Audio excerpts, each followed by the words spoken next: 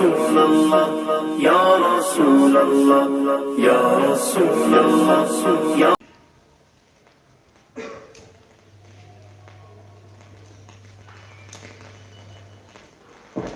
السلام علیکم ورحمۃ اللہ وبرکاتہ۔ الحمد للہ رب العالمین، والصلاة والسلام علی سید الانبیاء واشرف المرسلین وعلی آلہ الطیبین الطاہرین واصحابہ الاکرمین الافضلین وعلی من والاہم وتبعہم بإحسان اجمعین الی یوم الدین۔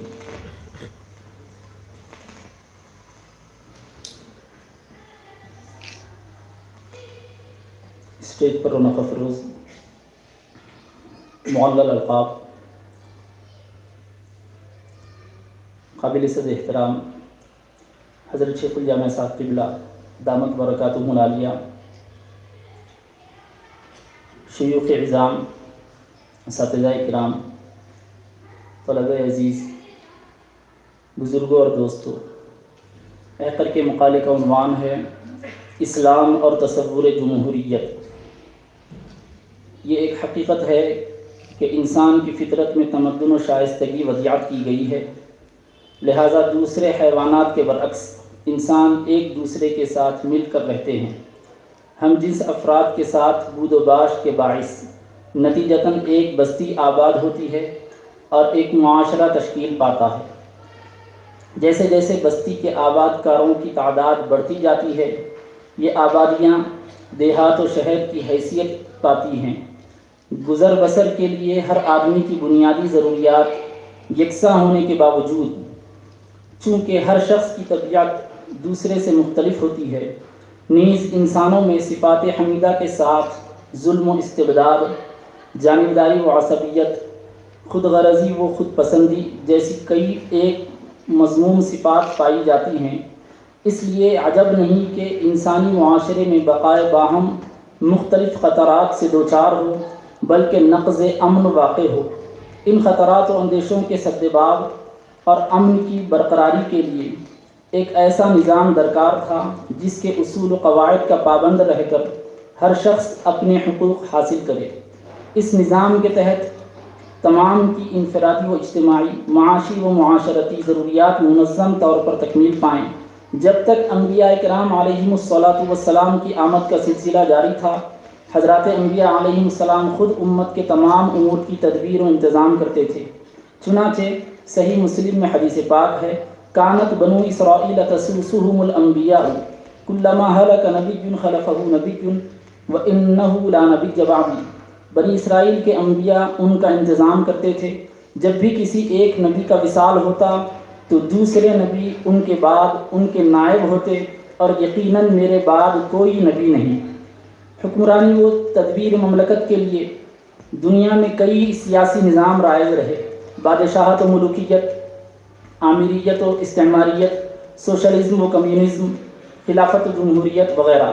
انسانی معاشرے میں ملوکیت و بادشاہت کی ابتدا یا کسی بھی سیاسی نظام کا آغاز کب ہوا، اس کا پتہ لگانا مشکل ہے۔ ہاں، سب سے پہلے جمہوری نظام ہندوستان میں پھر یونان میں معلوم ہوتا ہے۔ چنانچہ 6 صدی قبل مسیح کے اوائل میں ہمالیہ کے آس پاس کے علاقوں میں کئی چھوٹی جمہوری ریاستیں موجود تھیں۔ اس جمہوری نظام کو سنسکرت میں گنا سنگھا یا گناراجیہ کہا جاتا تھا۔ اس کے برخلاف دوسری بہت سی ریاستوں میں بادشاہت قائم تھی، جسے سامراجیہ کہا جاتا تھا۔ یونانی فلسفی افلاطون نے اپنی مشہور زمانہ کتاب دی ریپبلک میں اپنے دور یعنی 4 صدی قبل مسیح میں قائم جمہوری نظام کا ذکر کیا اور جمہوریت کے نقائص بیان کرتے ہوئے اس کے بالمقابل اشتراکی نظام یعنی سوشلزم تجویز کیا۔ اس میں کوئی شک نہیں کہ قدیم ہندوستانی جمہوریت جمہوری نظام کا نقطۂ آغاز تھا، اور یونانی جمہوریت بھی 100% معاشرتی مساوات کی آئینہ دار نہ تھی، بلکہ اپنے مراحل سے گزر رہی تھی۔ 18ویں صدی کے اواخر میں انقلاب فرانس کے بعد جمہوریت کا وہ قالب و خاکہ تیار ہوتا ہے جو ہم آج کچھ ذیلی فروعی تبدیلی کے ساتھ دیکھ رہے ہیں۔ جمہوریت کی بہت سی تعریفیں کی گئی ہیں۔ یہاں انسائکلوپیڈیا بریٹانیکا سے جمہوریت کی تعریف نقل کی جاتی ہے. Democracy literally rule by the people. The term is derived from the Greek demokratia, which was coined from demos means people and kratos means rule in the middle of the 5th century BCE to denote the political system then existing in some Greek city-states, notably Athens. یعنی جمہوریت عوام کی حکمرانی کو کہتے ہیں. یہ اصطلاح یونانی لفظ ڈیموکریشیا سے ماخوذ ہے. ڈیموس یعنی لوگ اور کریٹوس یعنی حکمرانی سے مل کر بنی ہے. یہ اصطلاح در حقیقت 5ویں صدی قبل مسیح کے وسط میں کچھ یونانی شہروں یا ریاستوں بطور خاص ایتھنز میں موجود سیاسی نظام کے لیے بنائی گئی تھی. Encyclopedia Britannica. حالات و واقعات کے لحاظ سے رفتہ رفتہ نظریہ جمہوریت میں تبدل و تغیر آتا رہا، بلکہ یوں کہا جائے کہ جمہوریت کا نظریہ ترقی پاتا رہا، یہاں تک کہ جمہوریت آج ملوکیت و بادشاہت، اشتراکیت و استعماریت سے مقابلہ کرتے ہوئے دنیا کے نصف سے زائد ممالک میں رائج و معمول ہے. جمہوریت کی بنیادی طور پر 2 قسمیں ہیں: بلا واسطہ جمہوریت یعنی ڈائریکٹ ڈیموکریسی، بالواسطہ جمہوریت انڈائریکٹ ڈیموکریسی. بلا واسطہ جمہوریت میں عوام کی خواہش و رضامندی راست افراد کی رائے سے ظاہر ہوتی ہے. سوئٹزرلینڈ اور امریکہ کے کچھ خاص حصوں میں اس قسم کی جمہوریت پائی جاتی ہے. باقی ممالک میں بالواسطہ جمہوریت موجود ہے، جہاں افراد اپنے نمائندے منتخب کرتے ہیں جو افراد کی جانب سے ان کے لیے قانون سازی کرتے ہیں. پھر ایک ملک کی جمہوریت اور دوسرے ملک کی جمہوریت کے درمیان بھی کافی فرق پایا جاتا ہے. دین اسلام یہ تصور دیتا ہے کہ حاکمیت اعلیٰ اللہ تعالیٰ کو حاصل ہے. ارشاد الہی ہے ان الحکم الا للہ، یقیناً فیصلہ اللہ ہی کے لیے ہے. سورہ یوسف آیت نمبر 40. حضرات انبیاء اکرام علیہم الصلاۃ والسلام اور ان کے خلفاء اللہ تعالیٰ کے فیصلے کو نافذ کرنے والے ہیں، لہٰذا جہاں خالص مسلمان آباد ہوں یا مسلم اکثریتی ملک ہو اور اسلامی نظام لاگو کرنے میں کوئی امر مانع نہ ہو تو اسلامی نظام نافذ کیا جائے گا اور غیر مسلم اقلیتوں کو وہ تمام حقوق دیے جائیں گے جو مسلمانوں کو حاصل ہوتے ہیں. مذہبی امور میں غیر مسلم اقلیتوں کو مذہبی آزادی حاصل ہوگی. جن ممالک میں مسلمان اقلیت میں ہوں اسلام انہیں وہاں رہنے کی مکمل آزادی دیتا ہے، چاہے وہاں ملوکیت یا جمہوریت ہو یا کوئی اور طرز حکومت ہو. مسلمان جمہوری ملک میں اسلام اپنے ماننے والوں کو جمہوری ممالک میں رہنے کی مکمل اجازت دیتا ہے، کیونکہ جمہوری مملکت میں اسلامی فرائض و واجبات ادا کرتے ہوئے اسلام پر عمل کیا جا سکتا ہے، جیسا کہ صحابہ کرام نے مکہ مکرمہ سے ہجرت کر کے ملک حبشہ میں رہائش اختیار کی، وہاں تقریباً 15 سال مقیم رہے اور مدینہ طیبہ میں اقتدار حاصل ہونے کے 6 سال بعد تک وہ حضرات حبشہ میں ہی قیام پذیر رہے. یہ بات اس بات کی واضح دلیل ہے کہ مسلمانوں کی حکومت قائم ہونے کے باوجود مسلمان کسی غیر اسلامی ملک میں بود و باش اختیار کر سکتے ہیں. اسلام کا نظریہ حکومت. دین اسلام میں حکمرانی کا مقصد نیکیوں کا حکم دینا، برائیوں سے روکنا اور عدل و انصاف قائم کرنا ہے، اور حکمراں کا انتخاب باہمی مشورے سے طے پاتا ہے.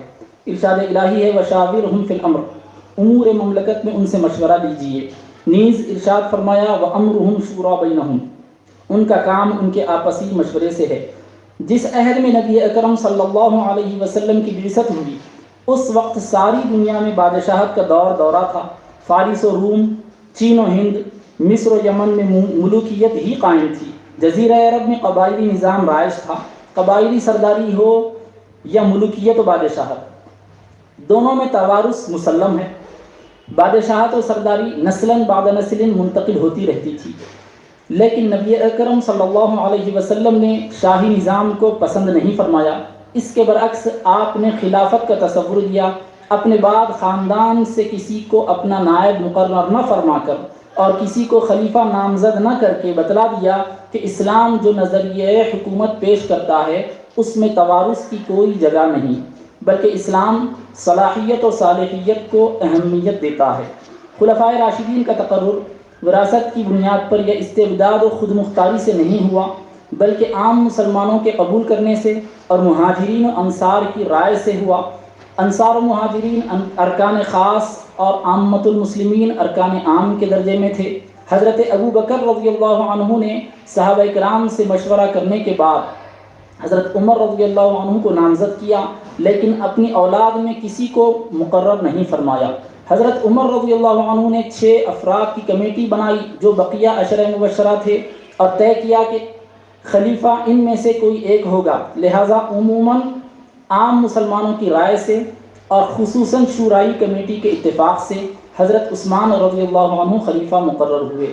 حضرت عثمان رضی اللہ عنہ کی شہادت کے بعد مسلمانوں نے حضرت علی کرم اللہ وجہہ کو منتخب کیا۔ حضرت علی رضی اللہ عنہ نے بھی اپنے شہزادے امام حسن کو نامزد نہیں کیا، بلکہ حضرت علی کی شہادت کے بعد مسلمانوں کے انتخاب سے امام حسن خلیفہ مقرر ہوئے۔ ان خلفائے راشدین کے تعین و انتخاب میں امر مشترک یہ ہے کہ سب کا تقرر مشورے سے ہوا، جیسا کہ فاروق اعظم رضی اللہ عنہ نے فرمایا لا خلافت الا عن مشورہ، خلیفہ مشورہ عام ہی سے منتخب ہوگا۔ مصنف ابن ابی شیبہ۔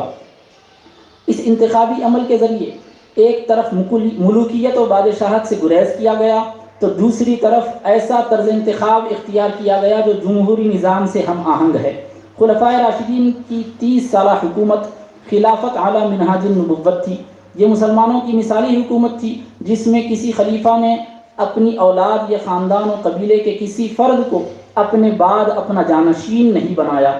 خلفائے راشدین میں سے ہر ایک کا بعد والے خلیفہ کے لیے علیحدہ طرز انتخاب یا اس کا نفس انتخاب سے گریز، بطور خاص نبی اکرم صلی اللہ علیہ وسلم کا کسی کو خلیفہ منتخب نہ فرمانا اس بات کی واضح دلیل ہے کہ شریعت مطہرہ میں حکمراں کے انتخاب سے متعلق بڑی نزاکت و گنجائش، وسعت و لچک رکھی گئی ہے۔ اسلام اور جمہوریت کا نقطۂ اتحاد۔ اسلام اور جمہوری نظام دونوں ایک دوسرے سے ایک گنا مطابقت و ہم آہنگی رکھتے ہیں۔ جمہوری نظام میں افراد کو اہمیت دی گئی ہے اور اسلام بھی افراد کی حیثیت کو نظر انداز نہیں کرتا۔ اسلام اور جمہوریت دونوں اس بات کا تیقن دیتے ہیں کہ طاقت چند اشخاص یا کسی گروہ کو حاصل نہ ہوگی، نیز دونوں افراد کے یعنی جمہوریت اور اسلام دونوں افراد کے بنیادی حقوق کو تسلیم کرتے ہیں۔ حق مساوات۔ جمہوری نظام میں تمام افراد برابر ہوتے ہیں، اس میں کوئی نسلی امتیاز یا لسانی فرق روا نہیں رکھا جاتا، اور اسلام بھی تمام افراد کی مساوات کا تصور دیتا ہے۔ امیر و فقیر، شریف و وضیع، قریب و بعید، حاکم و محکوم سب اسلام میں یکساں ہیں۔ چنانچہ حدیث پاک ہے الناس بنو آدم و آدم من تراب، تمام لوگ آدم کی اولاد ہیں اور آدم مٹی سے پیدا کیے گئے ہیں علیہ الصلاۃ والسلام۔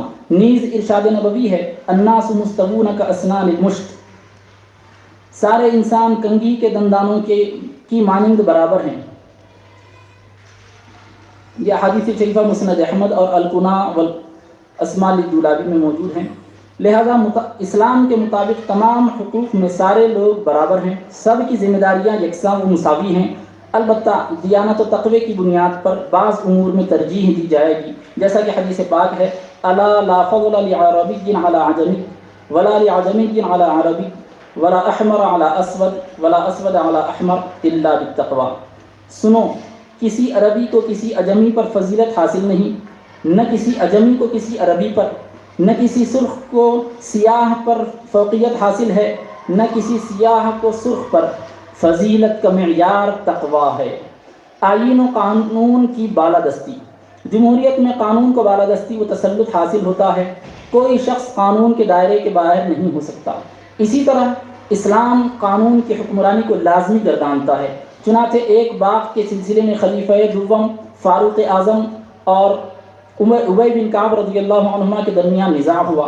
حضرت زید بن ثابت رضی اللہ عنہ کی عدالت میں مقدمہ پیش ہوا۔ جب یہ دونوں حضرات ان کے پاس آئے تو جسٹس زید بن ثابت رضی اللہ عنہ نے حضرت عمر رضی اللہ عنہ کو اپنی نشست پر بیٹھنے کے لیے کہا۔ حضرت عمر نے فرمایا ھذا اول جورک، یہ تمہاری پہلی بے انصافی ہے جو تم سے اس مقدمے کی سماعت میں صادر ہوئی، مجھے اپنے فریق کے ساتھ بٹھاؤ۔ پھر حضرت عمر اپنے فریق کے ساتھ بیٹھ گئے۔ مسند ابن جعد۔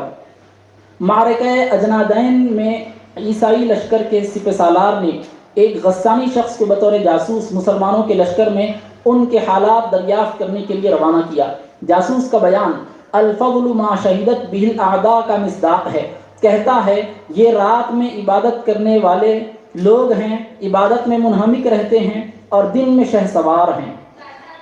اگر ان کا بادشاہ چوری کرے تو وہ اس کے بھی ہاتھ کاٹ دیں گے، اور زنا کرے تو اسے بھی رجم کر دیں گے۔ تاریخ دمشق ابن عساکر۔ حاکم و محکوم کے درمیان مساوات۔ جمہوری نظام میں حاکم ملک کا مالک و مختار نہیں بلکہ عوام کا ملازم اور ان کے لیے جواب دہ ہوتا ہے۔ اسی طرح اسلام محمود و ایاز کو ایک صف میں کھڑا کرتا ہے۔ حاکم ملک کے خزانے میں بے دریغ نہیں لٹا سکتا، نہ اسلامی نظام میں خلیفہ کو ترجیحات حاصل ہوں گی۔ حضرت ابو بکر رضی اللہ عنہ نے بحیثیت خلیفہ پہلا خطبہ دیا تو فرمایا، مجھے تمہارا خلیفہ مقرر کیا گیا ہے اور میں تم سے بہتر نہیں ہوں۔ اگر میں اچھا کام کروں تو میری مدد کرو، اور اگر میں ٹیڑھا ہو جاؤں تو مجھے سیدھا کر دو۔ طبقات ابن سعد۔ عراق و شام کی فتح کے بعد وہاں کے اموال کے متعلق جب صحابہ کرام کی آراء مختلف ہوئی تو خلیفہ وقت حضرت عمر رضی اللہ عنہ نے فرمایا، فإنی واحد کأحدکم وانتم اليوم تقرون بالحق، خالفنی من خالفنی ووافقنی من وافقنی ولست اريد ان تتبعوا هذا الذي هوایا۔ یقیناً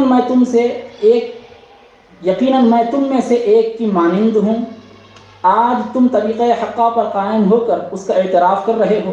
جس نے میری رائے سے اختلاف کیا اسے اختلاف کا حق ہے، اور جس نے موافقت کی اسے موافقت کا حق ہے، اور میرا مقصد یہ نہیں کہ تم میری رائے اور خواہش پر عمل کرو۔ کتاب الخراج ابی یوسف۔ مذہبی آزادی کا حق۔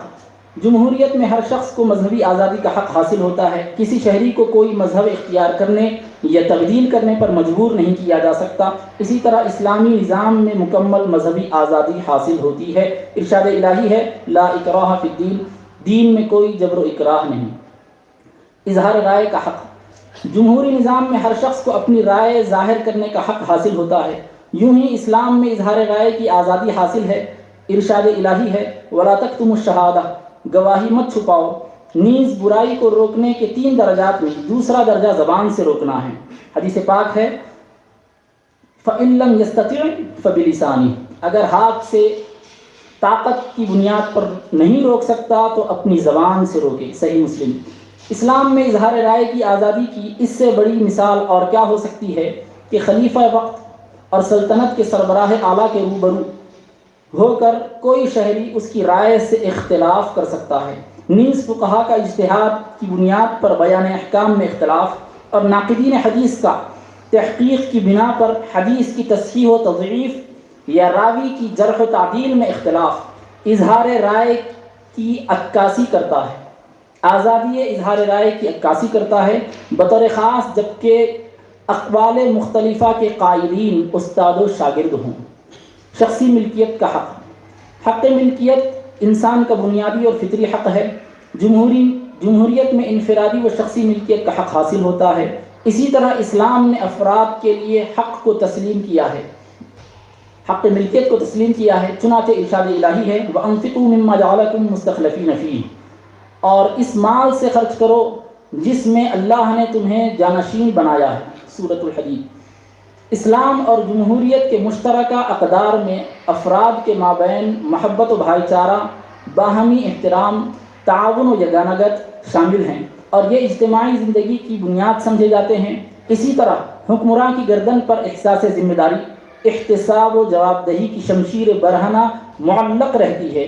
ان امور میں جمہوریت اور اسلام کے درمیان کوئی تصادم و اختلاف نہیں، بلکہ اسلام نے ان اقدار کا اعلان اور قانون کے ان دفعات کی تفصیل اس دور میں بیان کی ہے جبکہ موجودہ جمہوریت کا تصور نہیں کیا جا سکتا تھا۔ یقیناً مذکورہ جمہوری اقدار قائم ہیں تو اسلام کے اعلان کے بعد اور اس کی وجہ سے قائم ہیں۔ اسلام کے صدیوں بعد جمہوریت اپنی موجودہ شکل میں اس کا اعلان کر رہی ہے۔ دنیا میں موجودہ جمہوریت کا تنزل، جمہوریت کے بنیادی اصول اور اس کا حقیقی ڈھانچہ جس قدر بہتر ہے، اس پر عمل آوری موجودہ دور میں اتنی ہی کمزور ہو رہی ہے۔ یعنی جمہوریت کو کاغذ سے زمین پر لانے کا عمل انحطاط و تنزل سے دوچار ہے۔ جمہوریت کو عقل و فکر کی سطح سے اٹھا کر بعینی نفس الامری وجود کی بلندی تک پہنچانا عملاً دشوار ہوتا جا رہا ہے۔ چنانچہ international institute for democracy and electoral assistance کی رپورٹ کے مطابق، جس میں 173 ممالک کا جائزہ لیا گیا ہے، 104 جمہوری ممالک میں سے صرف 52 ممالک میں 104 جمہوری ممالک میں سے 52 ممالک میں جمہوریت گراوٹ کا شکار ہے۔ یعنی نصف جمہوری ممالک میں جمہوریت زوال پذیر ہے۔ The global state of democracy 2022 IDEA, یعنی Islamic institute for democracy and electoral assistance. دوسری رپورٹ ہے اکنامک انٹیلیجنس یونٹ کی جانب سے جاری کردہ ڈیموکریسی انڈیکس 2021 کے مطابق دنیا کے جمہوری ممالک میں سے 21 ممالک میں کامل جمہوریت قائم ہے، جبکہ 53 ممالک میں ناقص جمہوریت قائم ہے۔ ناقص جمہوریت رکھنے والے ممالک میں امریکہ، بیلجیم، ملیشیا، برازیل اور ہنگری جیسے ممالک شامل ہیں۔ عالمی سطح پر تسلیم شدہ مذکورہ دونوں رپورٹس جمہوری ممالک کے باشندگان اور حکام کے لیے گہری فکر مندی کا باعث ہیں، جمہوریت کی دہائی دینے والوں کے لیے سوال ہیں اور جمہوریت کا ڈھنڈورا پیٹنے والوں کے لیے چیلنج ہیں۔ ضرورت اس بات کی ہے کہ جمہوریت کو لاحق اس زوال و انحطاط کے اسباب و علل تلاش کیے جائیں، دقت نظری سے اس کی وجوہات کا جائزہ لیا جائے، اس کے تدارک کی صورتیں اختیار کی جائیں اور اس کی تلافی کے اقدامات کیے جائیں۔ الغرض جمہوریت کو مضبوط و مستحکم کرنے کی کوشش کی جائے، اور یہ کوشش صرف اور صرف اسلام کے قوانین کو پیش نظر رکھتے ہوئے اور اسلامی احکام کے مطابق اقدامات کرنے کی وجہ سے ہی ہو سکتی ہے۔ صلی اللہ تعالی وسلم علی خیر خلقہ و آلہ و صحبہ اجمعین والحمد للہ رب العالمین۔